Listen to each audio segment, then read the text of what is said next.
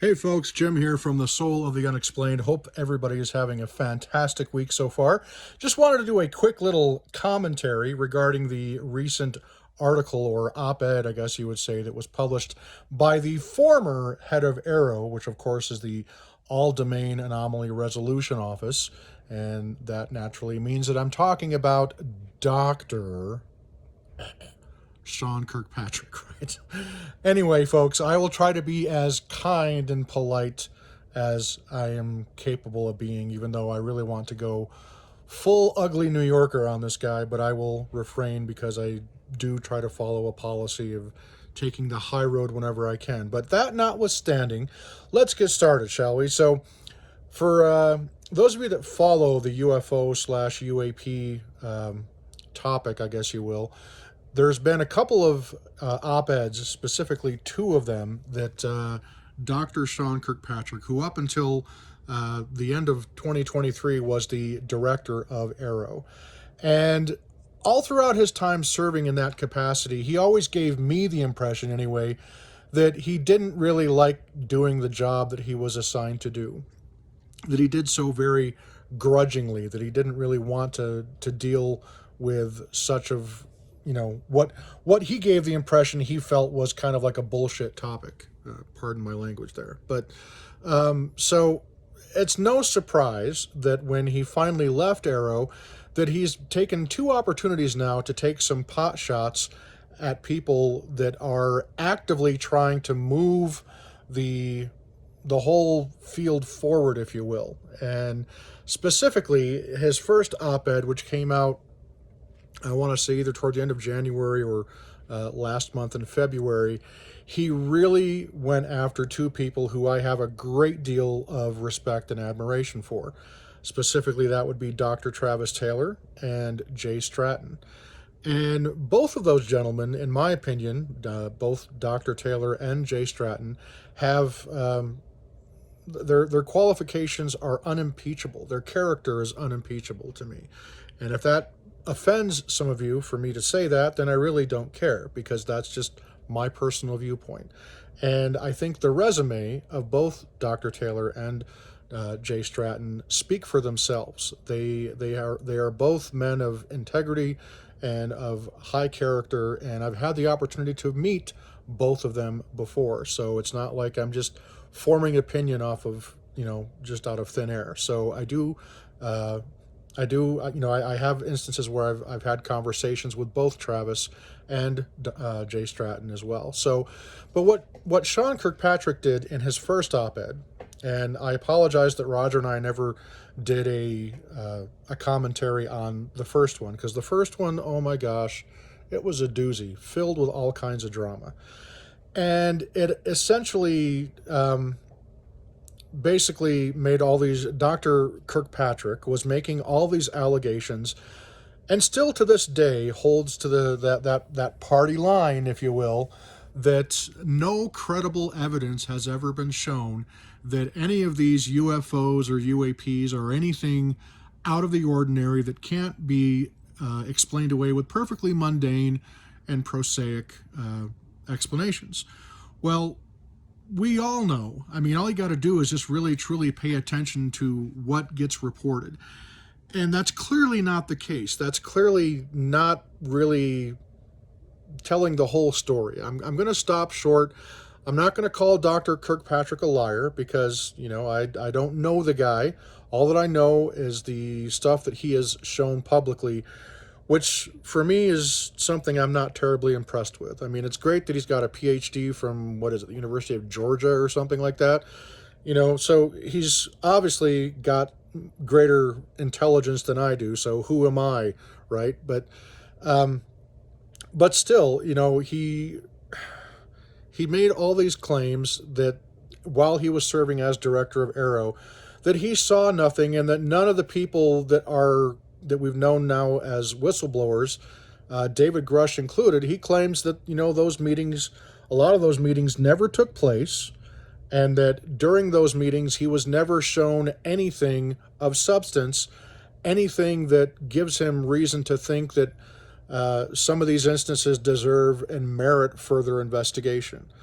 And I take great exception to that, because we have heard from several people. I mean, David Grush, Commander David Fravor, and Ryan Graves, they all testified under oath before Congress and in front of the American people last July about the experiences and the knowledge that they have. So, what is the greater likelihood in this scenario? I mean, truly, the likelihood that David Grush in particular put everything in his life on the line, his ability to ever hold a job, his ability to avoid going to prison, to say nothing of the fact that maybe he's, as a lot of the detractors are claiming, that he's made all this stuff up out of whole cloth. Is that a greater likelihood that this has all just been a sham and this is all just, woo-woo conspiracy, as Dr. Kirkpatrick and a lot of other detractors, who I will not name, that's like the favorite card that they like to play. And it's wearing really thin, and they're just making themselves look absolutely ridiculous. And so I don't think that these men, particularly Graves, Fravor, and Grush, when they testified, I believe that they took their oath to the American people very seriously. I have no reason whatsoever to suspect that anything was said during that hearing in Congress last year to mislead us or to, take us down a rabbit hole, unless there was something to substantiate the claims that were being made. Now, obviously, we have the video evidence from Commander Fravor's encounter with the Tic Tac that he had. And in the time since, the work that Ryan Graves has done to try to provide greater awareness and to make some honest-to-goodness headway in making sure that the skies are safer, not just for our military personnel, but for civilian aircraft as well. I mean, the organization that he is heading up right now is really, that says everything that you need to know between a guy, when we're talking the difference between the character of a guy like Dr. Kirkpatrick and Ryan Graves, or David Grush, or Commander David Fravor, or Travis Taylor, Jay Stratton, any of the ones that I feel I have plenty of quote-unquote evidence to feel that they are the ones that are making the difference and helping us sort out what these mysteries are and help us get to the bottom of what is conceivably the greatest mystery that mankind has ever faced. Are we truly alone, not just in the universe, but are we alone on this planet? We have a right to know, I think. I mean, that's how I feel. But the thing that really kind of bothers me, one of the many things I should say more accurately, that bothers me about Kirkpatrick's most recent rants that he's been doing, all of which have been published by the Scientific American, which has historically been a fairly dependable media outlet for people that are, true science professionals. It's always been kind of like one of the gold standards as far as scientific research goes, hence its name, the Scientific American. But they've kind of lost a lot of credibility, in my eyes anyway, particularly with Kirkpatrick's very first op-ed that he posted, where in the article it linked to, and I don't like saying the guy's name, quite obviously, but it linked to several videos made by that certain ambush journalist, this yellow journalist who, I can't bring myself to say his name, but you folks know who he is, and he likes to make these debunking videos about, exposing the fraud going on at Skinwalker Ranch and everywhere else. And he really in particular, for some reason, seems to have an axe to grind with Brandon Fugel, Travis Taylor, and Mormons, and why? I mean, the guy's got some serious issues, and that's all I'm going to say. But I'm not even going to do him the common courtesy of mentioning his name, but most of you should pick up on who I'm talking about. So the fact that Dr. Kirkpatrick, whether on his own accord or the publishers of the article were the ones that put the links into these external videos, these laughable, they're so laughable in how ridiculously obvious they are as hit pieces, that this so-called journalist likes to do about Skinwalker Ranch. And all that I'll say is that if you've ever had an opportunity to watch one of them, if you can get past the first, I don't know, 5-10 minutes, then, good luck. Because they're seriously just, bad comedy. That's the nicest way I can put it. But the fact that the Scientific American actually put links to those videos by this well-known debunker who has a personal axe to grind with anybody that says, well, maybe there's something to these claims of the extraordinary. Instead, he just dismisses everything out of hand in a very, unprofessional, very discourteous manner. And that's that kind of thing just never flies with me. I mean, there's a reason why I don't live in New York anymore, and that's one of the many reasons why. Is I got tired of dealing with that stereotypical, arrogant attitude. And so I'm really sick of the fact that Kirkpatrick is seemingly has aligned himself with people like that. The other thing that bothers me about particularly this most recent op-ed that Dr. Kirkpatrick has published is that he specifically states, and he kind of belabors the point of that everything is presumably extraterrestrial in origin wherever UFOs and UAPs are concerned. And I understand that that's where most people want to go whenever they hear the term UFO, UAP. And in some regards, Dr. Kirkpatrick's op-ed was, did make a couple of valid points, of which, Hollywood creates that narrative, and he's right. Everything that we tend to think subconsciously, anyway, at least in the last, 40 or 50 years or longer, is going to come from a lot of the science fiction movies and, of course, fiction novels and comic books and all that kind of thing, which almost always goes to the ETH, right? The extraterrestrial hypothesis. But the reality is, I have never found evidence anywhere where Dr. Taylor has come out and said that this is, we're dealing with extraterrestrials here. I've not heard Lou Elizondo say we're dealing with extraterrestrials. I've not heard Jay Stratton say extraterrestrials, and I've not heard David Grush say extraterrestrials.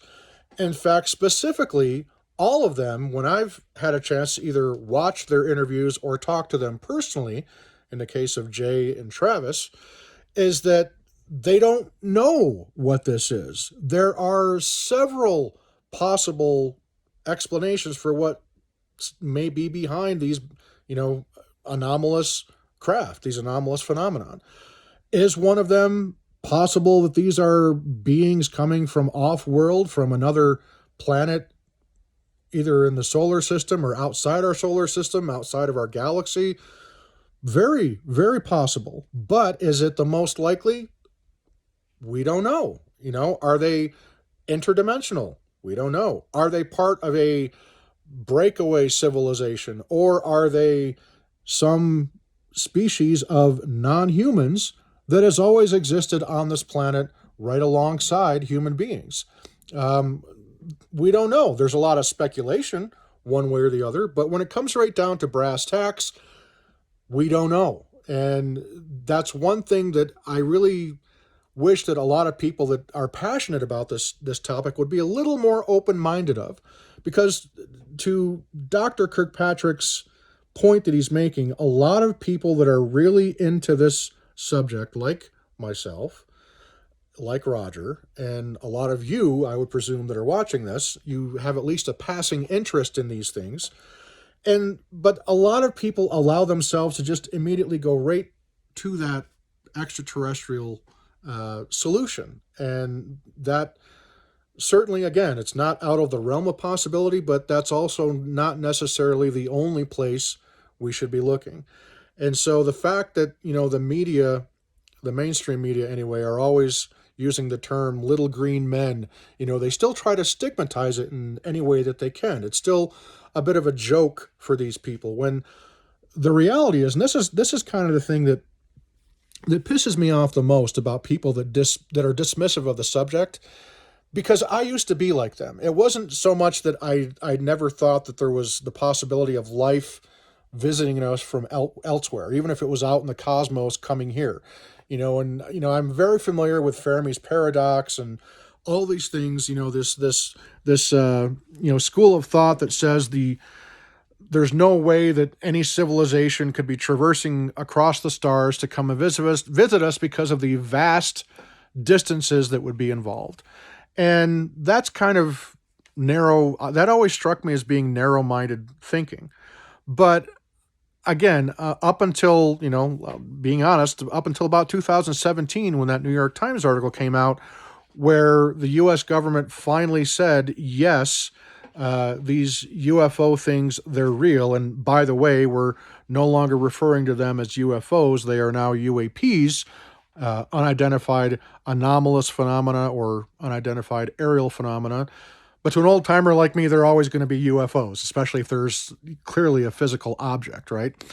So, but the point that I'm getting at is that there's just so many possibilities of what this is, and we honestly don't know. And I don't think that even, let's assume, because I tend to believe David Grush's allegations, and I think there's going to be more whistleblowers coming forward.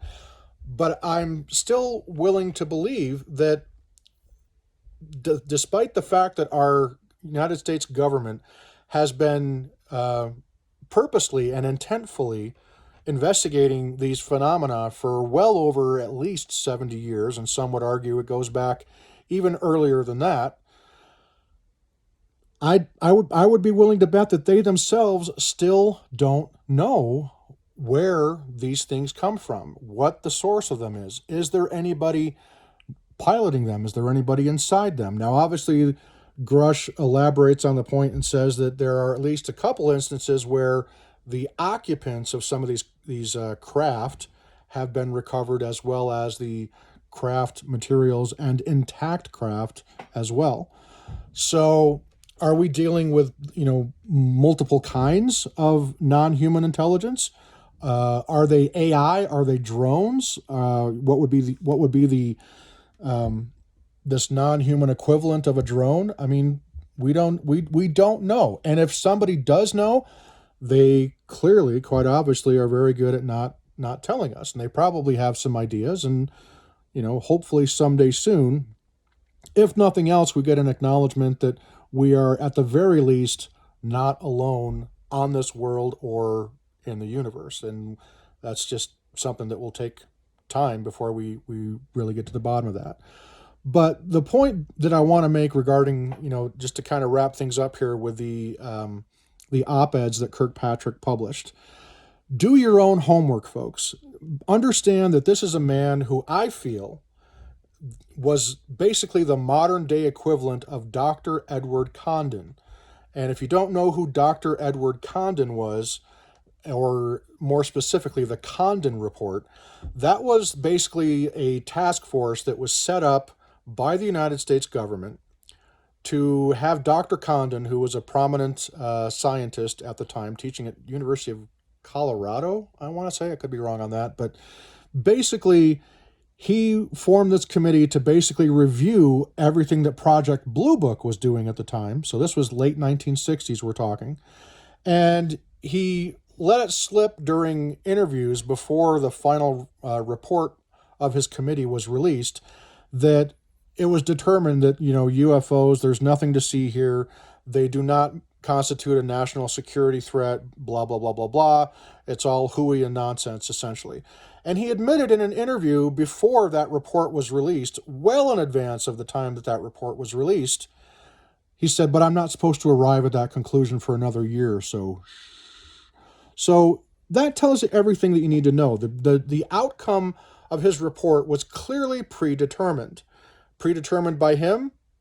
Maybe. But clearly, as evidence shows, was predetermined by the the people behind the scenes that were really pulling the strings on this.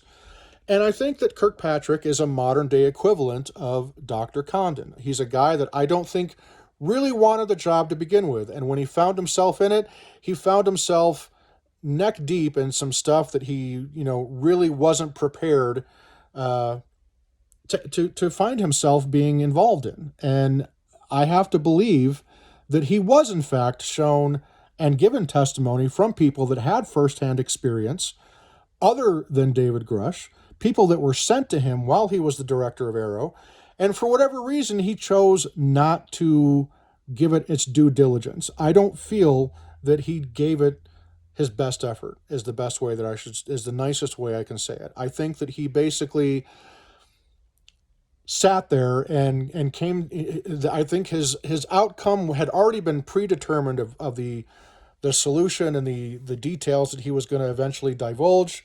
So the fact that he's advertising everything that AARO investigated so far has been amounted to a big nothing burger, basically.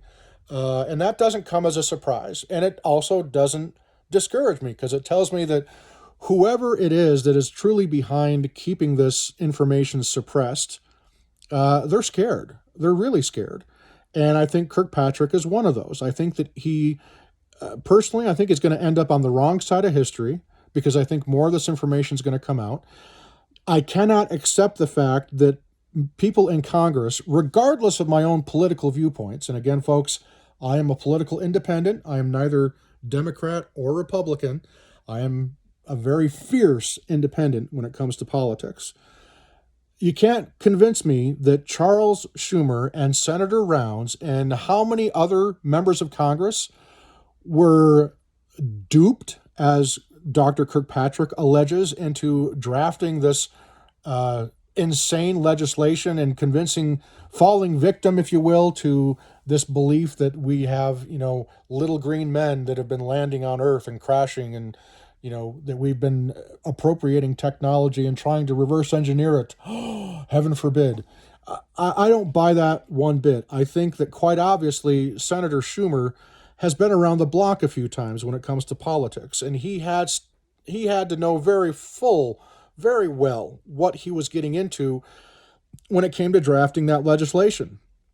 Now, how many of you know exactly what was in that legislation? How many of you actually took the time to read the various provisions? Well, I'm a dork when it comes to things like this, so I read it pretty thoroughly. And the usage of the phrase non-human intelligence, over 20 times it was mentioned within the legislation.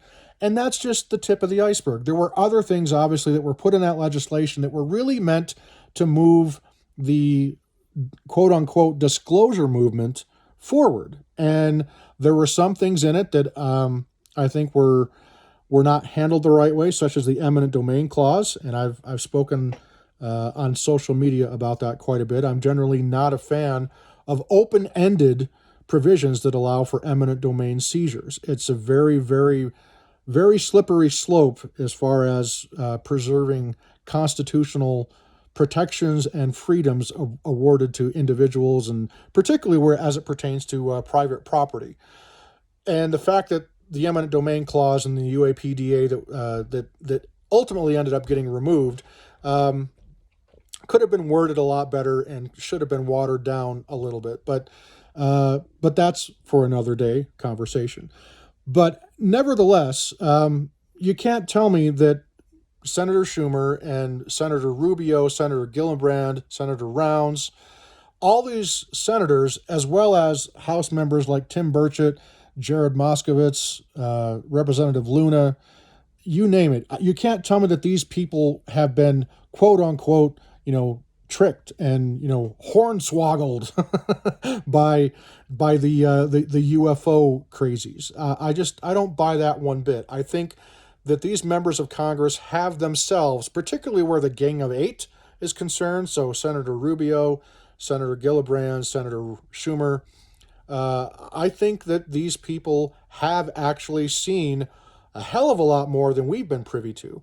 And they probably have seen video and high-definition photographic evidence, along with potentially other things as far as, the reasons behind why they phrased the language in the UAPDA the way that they did. And there's a reason why we're still pressing forward and going to be getting more congressional hearings later this year. There's the momentum is not stopping. And to think, as Dr. Kirkpatrick would have us believe, that this is all just a bunch of conspiracy theory nonsense, tinfoil hat, the guy is just wrong, and that's the nicest and most polite way that I can say it. He's wrong. End of discussion. And I appreciate the fact that he thinks that he's moving things in a rational manner and fashion, but I don't see that at all. I think that he is, again, going to end up on the wrong side of history, as are a lot of the other well-known debunkers that are out there. And again, I am not saying that I believe in little green men.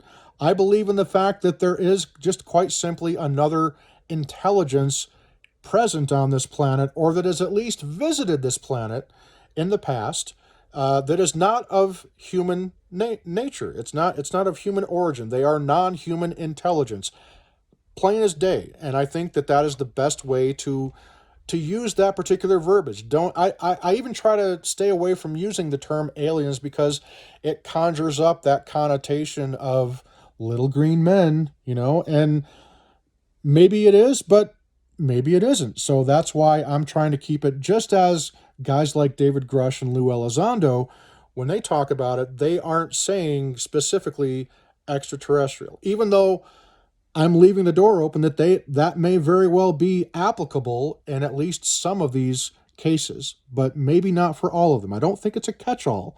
And so that's why me personally, I try to avoid using that aliens phrase, because of what it conjures up in most people's minds. So for me, it's just simply non-human intelligence. And of course, when we're dealing with a lot of the debunkers, we're not dealing with intelligence at all, unfortunately. Sorry, folks. But anyway, just had to say a few words about that. Sorry for going on a little longer than I normally would like to with these small commentaries, but you get the gist, folks.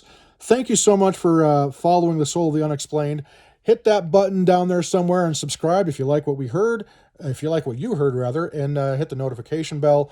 And Roger and I will see you very soon. We've got some great stuff coming up. We're going to be talking to Chris Bartell, former security guy there at Skinwalker Ranch, and we're going to be doing our upcoming episode on shadow beings and shadow people. So stay tuned for that. That's coming up very soon. But that's it for now, folks. Be awesome. Keep your eyes to the skies and just be you, and just try to add some goodness into the world wherever you can, no matter how small. See ya, folks. See ya.